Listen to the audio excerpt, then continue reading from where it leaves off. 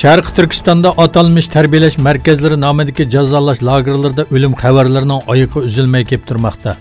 Erkin Osiyo radiosining xabar qilishicha, Turpan viloyatining Pichan noyisi Lökçün bozoridan 40 yoshli Abdurim Abduz, 50 yoshli Anvar Ziyovuddin va 80 yoshli Tömür Pasar, Qashqar shahri Marhaba yo'li 9 mahallasidan 40 yoshli Yunus Qari va boshqa 2 yosh bo'lib jami 6 kishi tutib turilayotgan yig'ilish lagerida o'lib ketgan.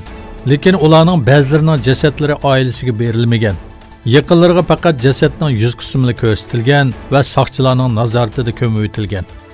Meyit namozi o'tkazishga ruxsat qilinganlarning namoziga hukumat ruxsat qilgan 10-15 kishidan boshqa hech kim qatnashtirilmagan. Sharq Turkistonda Xitoy kommunist doiralari atalmış qo'shmoq oila nomi ostida har uyga birdan Xitoy o'rlashtirgan bo'lib, bu Xitoylarning shum niyatlari oshkorlanmoqda. Xitoy doiralari Uyg'urlarning uylariga avatilgan Xitoylar bilan birga yashashni, millatlar ittifoqligini kuchaytirish deb tashviq qilmoqda.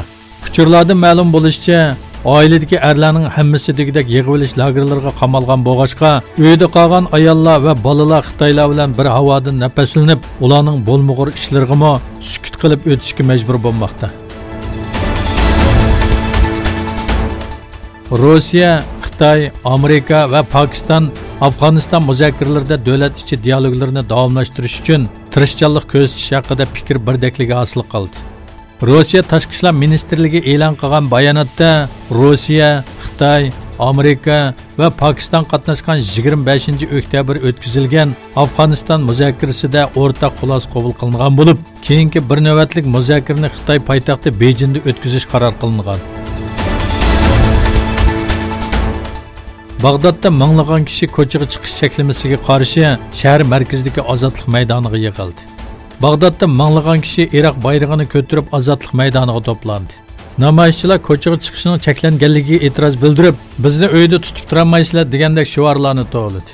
Faoliyat yana hukumatga qarshi namoyishlar jarayonida hayotidan ayrilgan 200 dak kishi uchun yuzlagan sham yiqildi. Ozodlik maydoni atrofiga o'rlashtirilgan amonlik kuchlari namoyishchilarni tarqoqlashtirish uchun yosh oq uzish bombasi va ovoz bombasi bilan daxl qildi.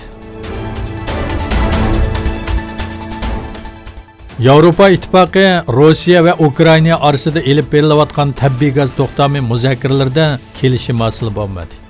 Yevropa komiteti muavin boshlig'i Maros Sefcovic Yevropa ittifoqi Rossiya va Ukraina orasida 2019-yildan keyingi tabiiy gaz to'xtami muzokaralarida natija chiqmaganligini bildirdi.